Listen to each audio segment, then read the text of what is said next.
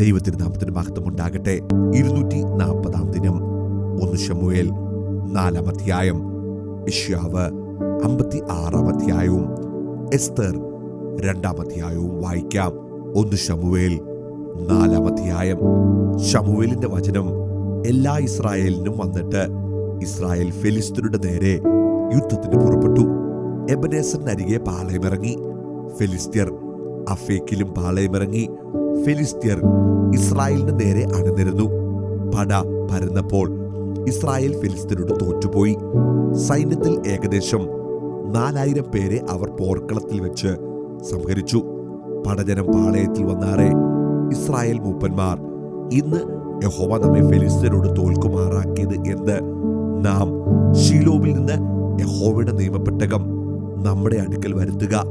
അത് നമ്മുടെ ഇടയിൽ വന്നാൽ നമ്മെ നമ്മുടെ ശത്രുക്കളുടെ കയ്യിൽ നിന്ന് രക്ഷിക്കും എന്ന് പറഞ്ഞു. അങ്ങനെ ജനം ശീലോവിലേക്ക് ആളയച്ചു. അവർ കെരൂബുകളുടെ മധ്യേ അധിവസിക്കുന്നവനായ സൈന്യങ്ങളുടെ യഹോവയുടെ നിയമപ്പെട്ടകം അവിടെ നിന്ന് കൊണ്ടുവന്നു. ഏലിയുടെ 2 പുത്രന്മാരായ ഹൊഫ്നിയും ഫീനെഹാസും ദൈവത്തിന്റെ നിയമപ്പെട്ടകത്തോടു കൂടെ ഉണ്ടായിരുന്നു. യഹോവയുടെ നിയമപ്പെട്ടകം പാളയത്തിൽ എത്തിയപ്പോൾ ഭൂമി കുലുങ്ങുമണ്ണം ഇസ്രായേലെല്ലാം ഉച്ചത്തിൽ ആർപ്പിട്ടു. ഫെലിസ്ത്യർ ആർപ്പിന്റെ ഒച്ച കേട്ടിട്ട് എബ്രായരുടെ പാളയത്തിൽ ഈ വലിയ ആർപ്പിന്റെ കാരണം എന്ത് എന്ന് അന്വേഷിച്ചു. യഹോവയുടെ പെട്ടകം പാളയത്തിൽ വന്നിരിക്കുന്നുവെന്ന് ഗ്രഹിച്ചു. ദൈവം പാളയത്തിൽ വന്നിരിക്കുന്നുവെന്ന് ഫെലിസ്ത്യർ പറഞ്ഞു ഭയപ്പെട്ടു. നമുക്ക് അയ്യോ കഷ്ടം, ഇങ്ങനെ ഒരു കാര്യം ഇതുവരെ ഉണ്ടായിട്ടില്ല. നമുക്ക് അയ്യോ കഷ്ടം. ശക്തിയുള്ള ഈ ദൈവത്തിന്റെ കയ്യിൽ നിന്ന് നമ്മെ ആർ രക്ഷിക്കും? മിസ്രയീമ്യരെ മരുഭൂമിയിൽ സകലവിധ ബാധകളാലും ബാധിച്ച ദൈവം ഇത് തന്നെ. ഫെലിസ്ത്യരെ, ധൈര്യം പൂണ്ട് പുരുഷത്വം കാണിപ്പീൻ. എബ്രായർ നിങ്ങൾക്ക് ദാസന്മാരായിരിക്കുന്നത് പോലെ നിങ്ങൾ അവർക്ക് ആകരുത്. പുരുഷത്വം കാണിച്ചു പൊരുതുവിൻ എന്ന് പറഞ്ഞു. അങ്ങനെ ഫെലിസ്ത്യർ പട തുടങ്ങിയപ്പോൾ ഇസ്രായേൽ തോറ്റു. ഓരോരുത്തൻ താന്താന്റെ വീട്ടിലേക്ക് ഓടി. ഇസ്രായേൽ 30,000 കാലാൽ വീണു പോകത്തക്കവണ്ണം ഒരു മഹാസംഹാരമുണ്ടായി. ദൈവത്തിന്റെ പെട്ടകം പിടിക്കപ്പെട്ടു. ഏലിയുടെ 2 പുത്രന്മാരായ ഹൊഫ്നിയും ഫിനെഹാസും പട്ടുപോയി. പോർക്കളത്തിൽ നിന്ന് ബെന്യാമീൻ വസ്ത്രം കീറിയും തലയിൽ പൂഴി വാരിയിട്ടും കൊണ്ട് ഓടി അന്ന് തന്നെ ശീലോവിൽ വന്നു. അവൻ വരുമ്പോൾ ഏലി നോക്കിക്കൊണ്ട് വഴിയരികെ തന്റെ ആസനത്തിൽ ഇരിക്കുകയായിരുന്നു. ദൈവത്തിന്റെ പെട്ടകത്തെക്കുറിച്ച് അവന്റെ ഹൃദയം വ്യാകുലപ്പെട്ടിരുന്നു. ആ മനുഷ്യൻ പട്ടണത്തിൽ എത്തി വസ്തുത പറഞ്ഞപ്പോൾ പട്ടണത്തിലെല്ലാം നിലവിളിയായി. ഏലി നിലവിളി കേട്ടപ്പോൾ ഈ ആരവം എന്ത് എന്ന് ചോദിച്ചു. ആ മനുഷ്യൻ ബന്ധപ്പെട്ടു വന്ന് ഏലിയോടും അറിയിച്ചു.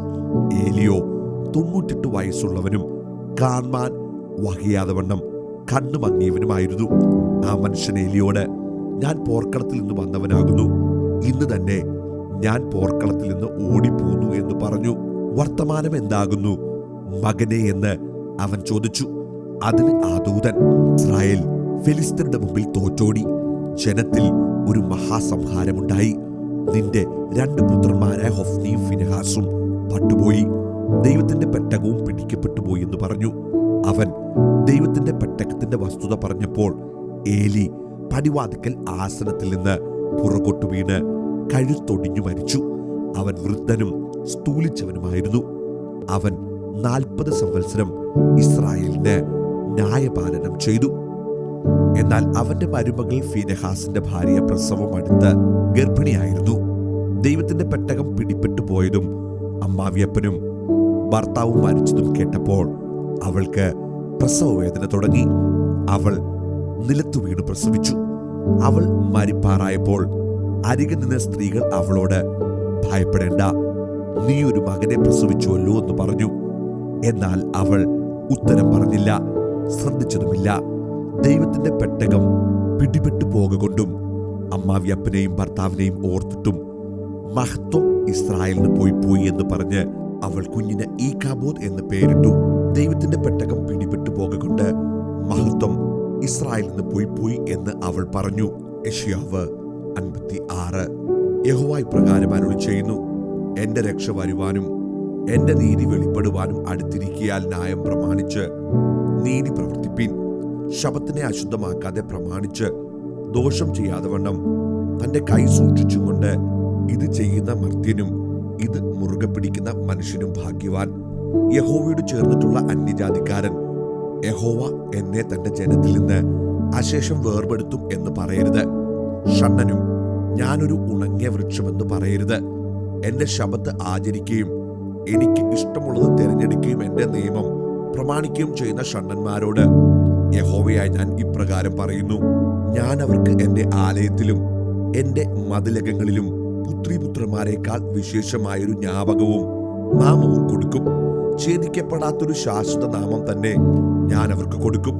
യഹോവയെ സേവിച്ച് അവന്റെ നാമത്തെ സ്നേഹിച്ച് അവന്റെ ദാസന്മാരായി ഇരിക്കേണ്ടതിന് യഹോവയോട് ചേർന്നു വരുന്ന അന്യജാതിക്കാരെ ശബത്തിനെ അശുദ്ധമാക്കാതെ ആചരിക്കുകയും എന്റെ നിയമം പ്രമാണിച്ചു നടക്കുകയും ചെയ്യുന്നവരെ ഒക്കെയും തന്നെ ഞാൻ എന്റെ വിശുദ്ധ പർവ്വതത്തിലേക്ക് കൊണ്ടുവന്ന് എന്റെ പ്രാർത്ഥനാലയത്തിൽ അവരെ സന്തോഷിപ്പിക്കും. അവരുടെ ഹോമയാഗങ്ങളും ഹനനയാഗങ്ങളും എന്റെ യാഗപീഠത്തിന്മേൽ പ്രസാദകരമായിരിക്കും. എന്റെ ആലയം സകല ജാതികൾക്കുമുള്ള പ്രാർത്ഥനാലയം എന്ന് വിളിക്കപ്പെടും. ഞാൻ അവരോട് അവരുടെ ശേഖരിക്കപ്പെട്ടവരോട് തന്നെ ഇനി മറ്റുള്ളവരെയും കൂട്ടിച്ചേർക്കുമെന്ന് ഇസ്രായേലിന്റെ ഭ്രഷ്ടന്മാരെ ശേഖരിക്കുന്ന ദൈവമായ യഹോവയുടെ അരുളപ്പാട്.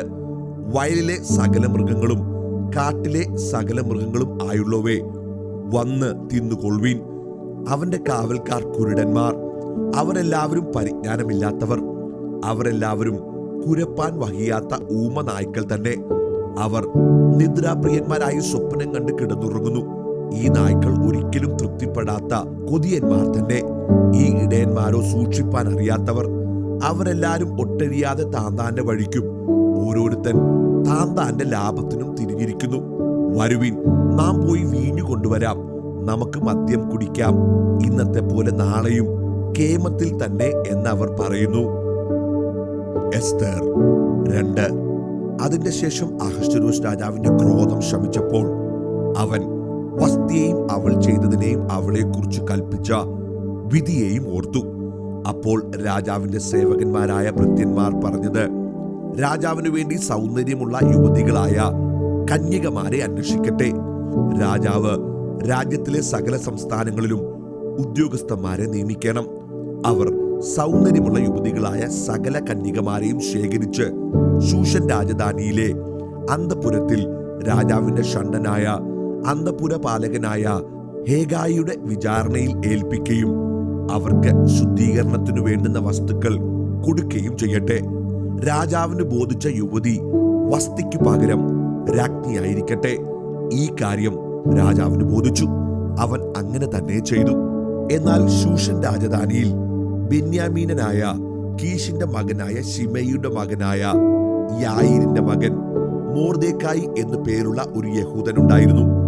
ബാബേൽ രാജാവായ നെബൂഖദ്നേസർ പിടിച്ചുകൊണ്ടുപോയ യഹൂദ രാജാവായ യോഖോന്യാവോട് കൂടെ കൊണ്ടുപോയിരുന്ന പ്രവാസികളുടെ കൂട്ടത്തിൽ അവനെയും യെരൂശലേമിൽ നിന്ന് കൊണ്ടുപോയിരുന്നു.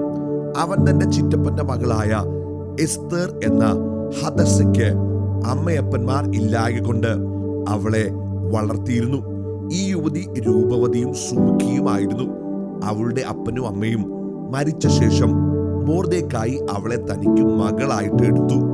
രാജാവിന്റെ കൽപ്പനയും വിധിയും പരസ്യമായപ്പോൾ അനേകം യുവതികളെ ശേഖരിച്ച് ശൂഷൻ രാജധാനിയിൽ ഹേഗായിയുടെ വിചാരണയിൽ ഏൽപ്പിച്ച കൂട്ടത്തിൽ എസ്തേറിനെയും രാജധാനിയിലെ അന്തപുരപാലകനായ ഹേഗായിയുടെ വിചാരണയിൽ കൊണ്ടുവന്നു.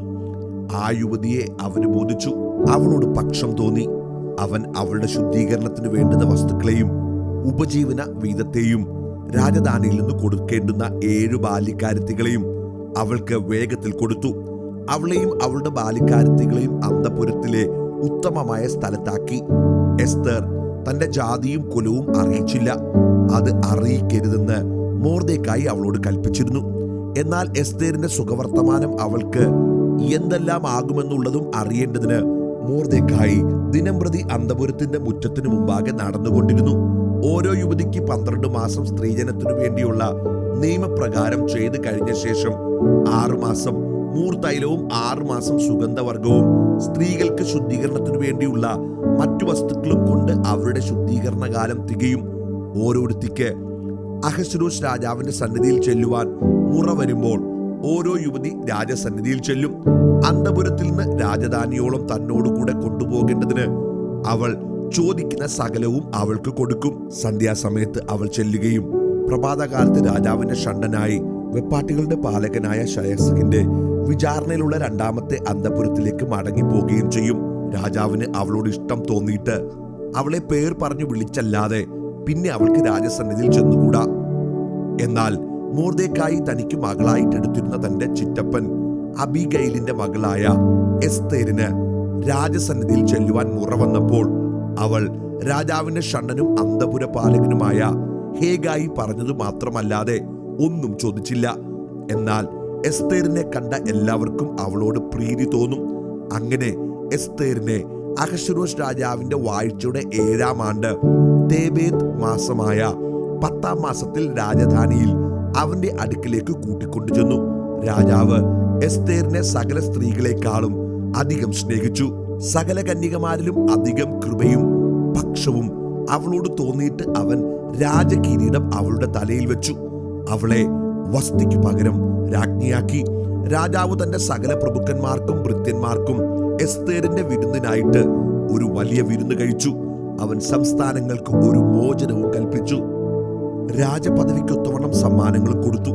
2-ാം പ്രാവശ്യം കന്യകമാരെ ശേഖരിച്ചപ്പോൾ മൊർദെഖായി രാജാവിന്റെ വാതിക്കൽ ഇരുന്നിരുന്നു. മൊർദെഖായി കൽപ്പിച്ചതുപോലെ എസ്തേർ തന്റെ കുലവും ജാതിയും അറിയിക്കാതെ ഇരുന്നു. എസ്തേർ മൊർദെഖായിയുടെ അടുക്കൽ വളർന്നപ്പോഴത്തെ പോലെ പിന്നെയും അവന്റെ കൽപ്പന അനുസരിച്ചു പോന്നു. ആ കാലത്ത് മൊർദെഖായി രാജാവിന്റെ വാതിക്കൽ ഇരിക്കുമ്പോൾ വാതിൽ കാവൽക്കാരിൽ രാജാവിന്റെ 2 ഷണ്ഡന്മാരായ ബിഗ്ധാനും തേരശും ക്രുദ്ധിച്ച് അഹശ്വേരോശ് രാജാവിനെ കയ്യേറ്റം ചെയ്യുവാൻ തരമന്വേഷിച്ചു. മൊർദെഖായി കാര്യമറിഞ്ഞ് എസ്തേർ രാജ്ഞിക്ക് അറിവ് കൊടുത്തു. എസ്തേർ അത് മൊർദെഖായിയുടെ നാമത്തിൽ രാജാവിനെ ഗ്രഹിപ്പിച്ചു. അന്വേഷണം ചെയ്താറെ കാര്യം സത്യമെന്ന് കണ്ട് അവരെ 2 പേരെയും കഴുവിന്മേൽ തൂക്കിക്കളഞ്ഞു. ഇത് രാജാവിന്റെ മുമ്പിൽ ദിനവൃത്താന്ത പുസ്തകത്തിൽ എഴുതി വെച്ചു.